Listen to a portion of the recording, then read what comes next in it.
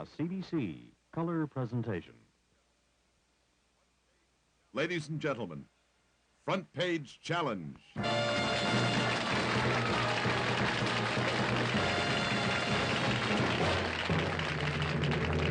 here's the man with the best smile in show business, Fred Davis.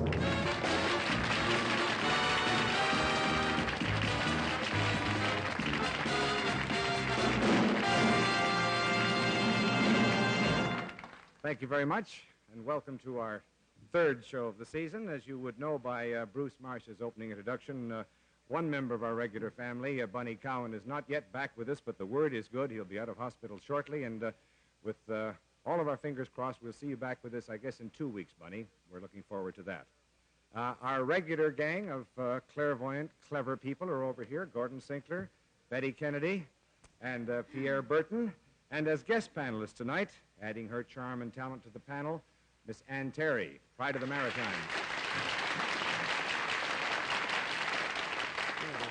And my old cliche gag with you is, if I see you in the springtime, is the ice out of the Sydney Harbor yet? But there's no problem that way now, is there? We're having a beautiful autumn in the Maritimes. You should come down and see that. Like to very much. Okay. Hope you enjoy yourself tonight, Ann. Thank you very much, Fred. All right, to work panel, just as soon as our friends at home and in the studio audience have heard about our first headline. On February 8th of this year, 3,000 people jammed the Royal York Hotel to protest Finance Minister Edgar Benson's white paper on taxation. Our guest is the man who arranged that demonstration over tax dollars, John Bulloch.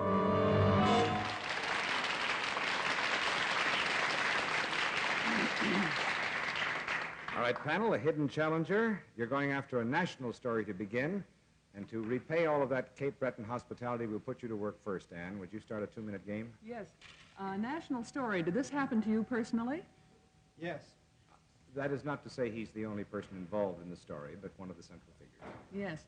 Does this have anything to do with pollution or rock festivals? No. Oh. Is it that kind of story, though, sort of national emotion? Yes and no. Yes and no. If you're not the only person involved, is it a small group with you, or is it something that affects the nation? The latter. Yeah. Affects Larger group, and he's the driving force, let me say that much. Okay. Is this a political, religious, or entertainment story? They're all in the same category anyway. Yes. Is it political? Yes. And did the story take place in the nation's capital? No. In any other capital city? Yes. Is it a story that made you happy? Yes. Did you win something? Yes and no. Yeah, it's difficult to answer that clearly, Pierre, because the story is not over yet, at least our guest's intentions. You're not Stephen Lewis, who won the nomination of the NDP in Ontario, for example. All right, Gordon. Did this happen in a Canadian city? Yes. Was it a capital city? Yes. Was it the national capital? No. Was it Toronto? Yes. And yet it was not yesterday's New Democratic Convention. No. Was it any kind of a convention? Not if we apply the meaning literally to the word convention. You were elected to something or chosen by the delegates to this convention to be some kind of a leader? No. You were not. Betty, you better try it. Is this story primarily political? Yes. Did it take place in the past 12 months? Yes. And did the results of this make you happy? Yes. Pierre asked you if you won something. Did you win something? Yes and no. Yes, in a sense. Is it something as intangible then as recognition rather than a title or money? Yes. Well, I guess we beat them, Challenger. Citizens Group opposes Benson's white paper. John Bulloch, the founder of the Canadian Council for Fair Taxation.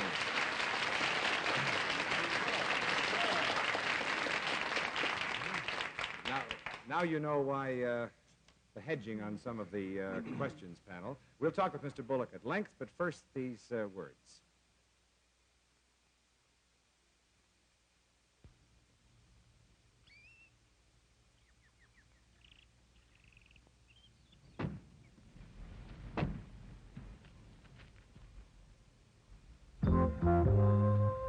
Long distance is the next best thing.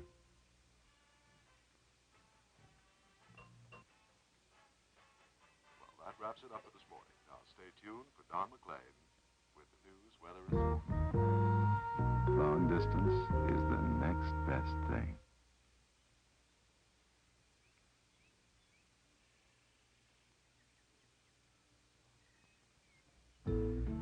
Long distance is the next best thing. The only thing nicer than getting a surprise is giving one. See your phone book for typical low rates after 6 p.m. and all day Sunday. Back to Front Page Challenge after this. Smells fresh and clean. The room deodorizer is Lysol spray. Doesn't linger. Lysol spray. Takes odors right out of the air. Lysol spray doesn't just mask odors. It kills every kind of odor. Even kills odor-causing germs on surfaces. Leaves your home smelling Wonderful. fresh. Beautiful. Lysol spray. You can feel mad at the world when you've got a real bad headache. If you do, take a pain reliever, a pure pain reliever. Take aspirin. Aspirin's single active ingredient is pain reliever, pure, effective. So every aspirin tablet gives you pure pain relief. And that's what you're after to take care of a headache. Pure and simple, aspirin is 100% pain reliever. For a real bad headache, aspirin works in minutes.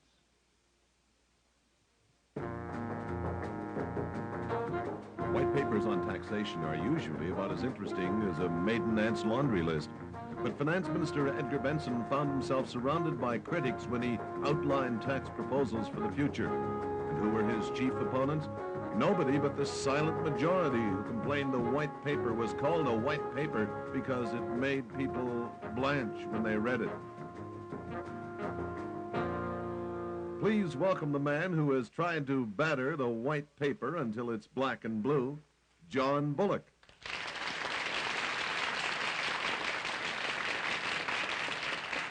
John, do you seriously think you can overcome such a vastly entrenched organization as the Treasury in Ottawa?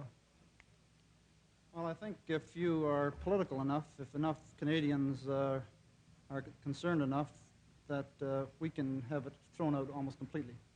Well, now, the Senate committee last week pretty well did throw it out, but this very day, a committee of members of the Parliament itself endorsed much of the white paper. Isn't that true?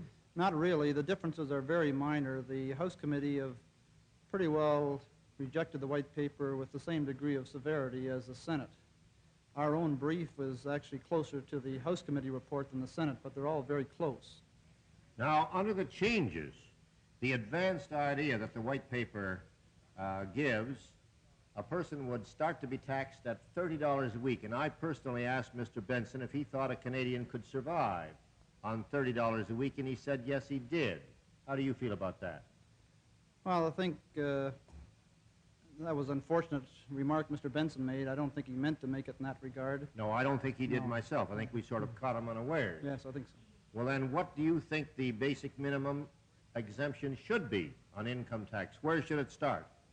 Well, I think this is a question of revenues, and we accept the white paper proposals with regard to the assistance it gives to low-income Canadians. If they can do more than that, that's for them to say, because they're in a position to calculate the revenue losses. So we've never argued with the government's attempt to provide assistance to Canadians at the lower end of the income scale. We support that. You oppose the capital gain, though? No, we support a capital gains. The